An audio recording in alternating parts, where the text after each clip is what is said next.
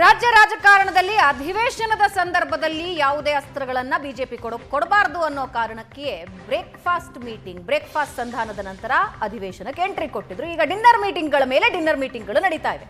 ಇದರ ಬಗ್ಗೆ ನನ್ನ ಜೊತೆ ಮಾತನಾಡೋದಕ್ಕೆ ರಾಜಕೀಯ ವಿಶ್ಲೇಷಕರು ನನ್ನ ಕಲೀಗ್ ಪ್ರಶಾಂತ್ ನಾಥು ಜಾಯ್ನ್ ಆಗಿದ್ದಾರೆ. ಪ್ರಶಾಂತ್, ಕಾರ್ಯಕ್ರಮಕ್ಕೆ ಸ್ವಾಗತ. ಅಧಿವೇಶನ ಮುಗಿಸಿದ ಮೇಲೆ ನೋಡ್ಕೊಳ್ಳೋಣ ಮುಂದಕ್ಕೆ ಏನಾಗುತ್ತೋ ಅಂತ ಎಲ್ಲ ಸಂಧಾನ ಅನ್ಕೊಂಡು ಹೋಗಿದ್ರು. ಇವಾಗ ದಿನಕ್ಕೊಂದು ಡಿನ್ನರ್ ಮೀಟಿಂಗ್ಗಳಾಗ್ತಾ ಇವೆ. ಯಾಕೆ ಡಿನ್ನರ್ ಮೀಟಿಂಗ್ ಆಗಬಾರ್ದು ಅಂತ ಕೇಳ್ತಿದ್ದಾರೆ. ಅಲ್ಲ, ಸರಿ ಇದೆ, ಯಾಕೆ ಡಿನ್ನರ್ ಮೀಟಿಂಗ್ಗಳಾಗಬಾರ್ದು? ರಾಜಕಾರಣ ನೀವು ನಿಲ್ಸಂತ ಹೇಳಿದ ತಕ್ಷಣ ನಿಲ್ಲಲಿಕ್ಕೆ ಅದೇನು ಫಿಲ್ಮ್ ಶೂಟಿಂಗ್ ಅಲ್ಲ. ಅದು ನೀವು ಪ್ರೊಡಕ್ಷನ್ ಬಾಯ್ ಕ್ಲ್ಯಾಪ್ ಒತ್ತಿದ ತಕ್ಷಣ ನಾನು ನಟನೆ ಮಾಡಬೇಕು, ಪ್ರೊಡಕ್ಷನ್ ಬಾಯ್ ಕ್ಲೋಸ್ ಅಂದ ತಕ್ಷಣ ಅದು ಮುಗಿಬೇಕು ಅನ್ನೋದು ರಾಜಕಾರಣ. ಇದು ಡೈನಾಮಿಕ್ ಪ್ರೊಸೆಸ್. ಅಲ್ಲ, ನನಗೇನು ಅನ್ನಿಸ್ತು ಅಂದರೆ ಅಧಿವೇಶನ ಒಂದು ಒಳ್ಳೆ ವೇದಿಕೆ ತಂದುಕೊಡ್ತೀವಿ ಎಲ್ಲರನ್ನೂ ಒಟ್ಟಿಗೆ ಗುಂಪು ಹಾಕೋದಕ್ಕೆ ಅಂತ. ನ್ಯಾಚುರಲಿ ಅಧಿವೇಶನದ ಸಂದರ್ಭದಲ್ಲೇ ಶಾಸಕರು ಎಲ್ಲರೂ ಇಷ್ಟು ಶಾಸಕರು ಒಟ್ಟುಗೂಡೋದು ಯಾವಾಗ? ಶಾಸಕರು ಪರಸ್ಪರ ಚರ್ಚೆ ವಿನಿಮಯ ಶೋ ಆಫ್ ಸ್ಟ್ರೆಂತ್ ಮಾಡಲಿಕ್ಕೆ ಅವಕಾಶ ಸಿಗೋದು ಯಾವಾಗ? ಅಧಿವೇಶನದ ಸಂದರ್ಭದಲ್ಲಿ. ನೋಡಿ, ಹೈಕಮಾಂಡ್ಗೂ ಈ ವಿಷಯ ಚೆನ್ನಾಗಿ ಗೊತ್ತಿದೆ. ಬ್ರೇಕ್ಫಾಸ್ಟ್ ಮೀಟಿಂಗ್ ನಡೆದಿದ್ದೇ ಒಂದು ರೀತಿ ಮೀಡಿಯಾ ಕನ್ಸಂಪ್ಷನ್ಗೋಸ್ಕರ, media consumption in the sense larger public ಕನ್ಸಂಪ್ಷನ್ಗೋಸ್ಕರ.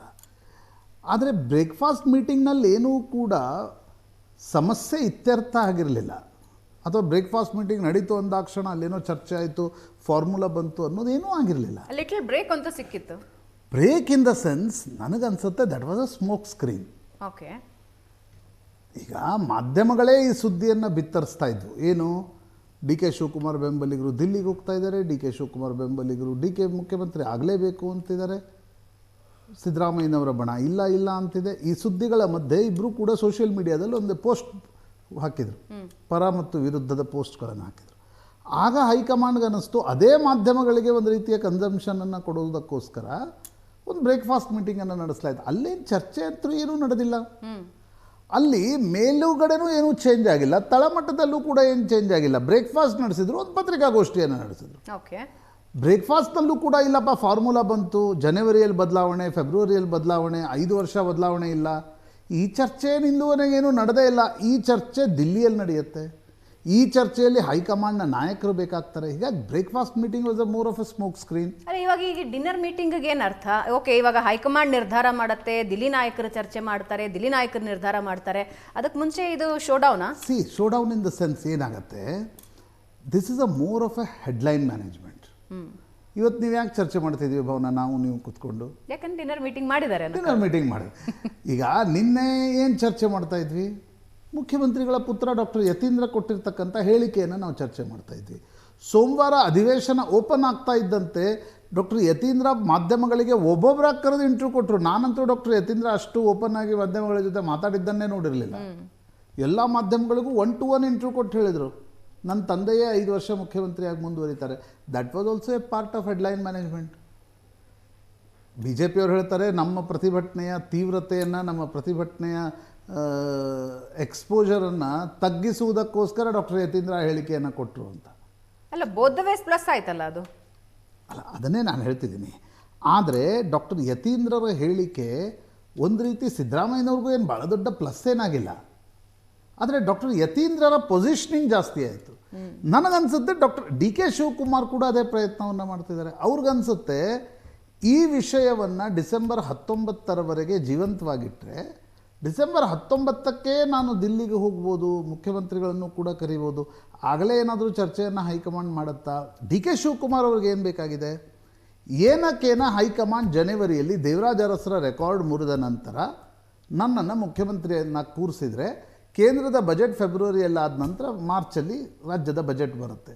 ಆ ಬಜೆಟ್ ಮಂಡನೆ ನನಗೆ ಸಿಗಬೇಕು ಅಂತಕ್ಕಂಥದ್ದು ಡಿ ಕೆ ಶಿವಕುಮಾರ್ ಮನಸ್ಸಲ್ಲಿದೆ.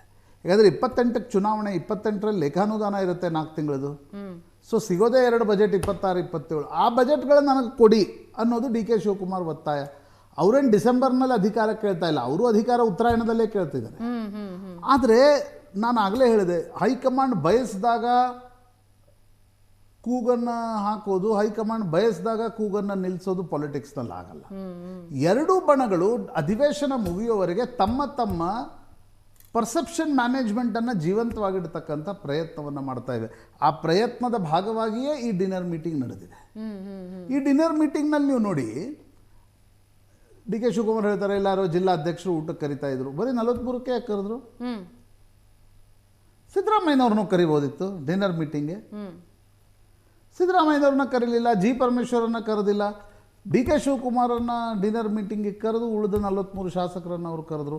ಅದರಲ್ಲೂ ಬಹುಪಾಲು ಶಾಸಕರು ಡಿ ಕೆ ಶಿವಕುಮಾರ್ ಬಣದ ಬೆಂಬಲಿಗರು ಮತ್ತು ಶರಣ್ ಪ್ರಕಾಶ್ ಪಾಟೀಲ್, ಕೆ ಎಚ್ ಮುನಿಯಪ್ಪನಂಥ ಕಾಂಗ್ರೆಸ್ಸಿನ ನಿಷ್ಠಾವಂತರು, ಅವ್ರನ್ನ ಮಾತ್ರ ಡಿನ್ನರ್ ಮೀಟಿಂಗ್ ಕರೀಲಾಯಿತು.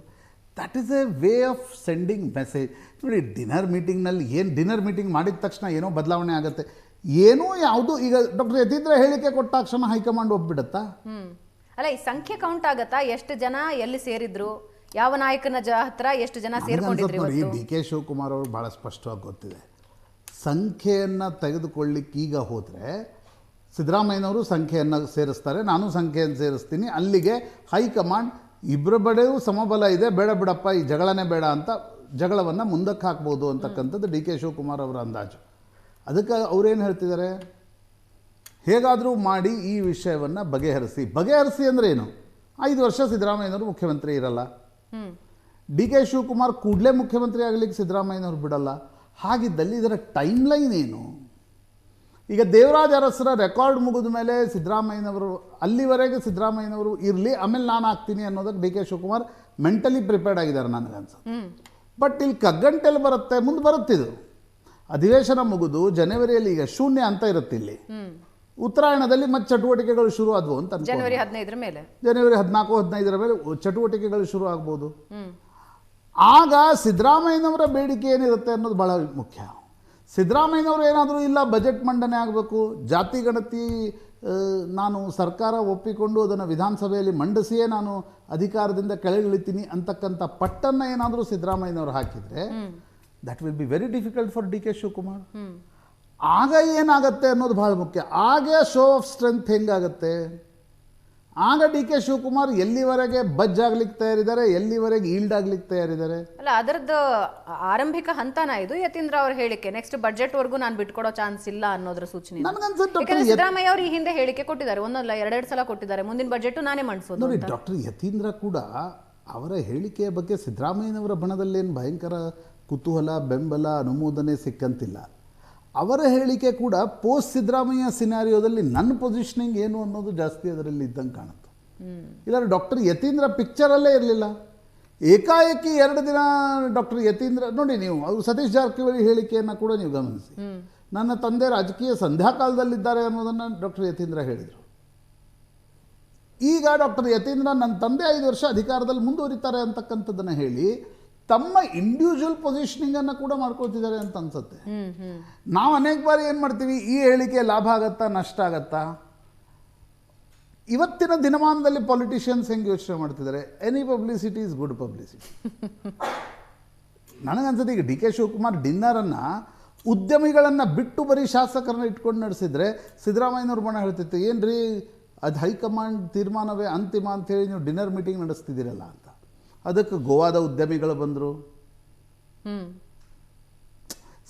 ಅಂದರೆ ಎರಡೂ ಬಣಗಳು ತಮ್ಮ ಪೊಸಿಷನಿಂಗನ್ನು ಹೈಕಮಾಂಡ್ ಮುಂದೆ, ಮಾಧ್ಯಮಗಳ ಮುಂದೆ, ರಾಜ್ಯದ ಪೀಪಲ್ ಎಟ್ ಲಾರ್ಜ್ ಮುಂದೆ ಈ ವಿಷಯವನ್ನು ಜೀವಂತವಾಗಿಡ್ತಕ್ಕಂಥ ಪ್ರಯತ್ನ ಮಾಡ್ತಾರೆ. ಇಷ್ಟೇ ಇದರದ್ದು ಸಾರ, ಇಷ್ಟೇ.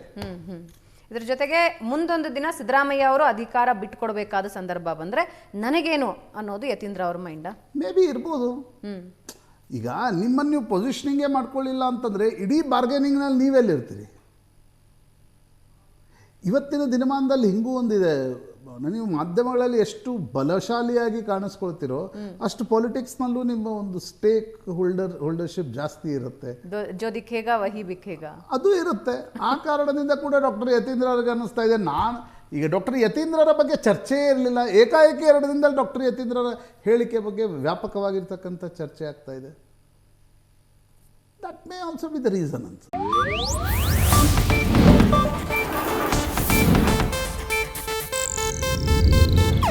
ಇದು ಏಷ್ಯಾನೆಟ್ ನ್ಯೂಸ್ ನೆಟ್ವರ್ಕ್ ಪ್ರಸ್ತುತಿ.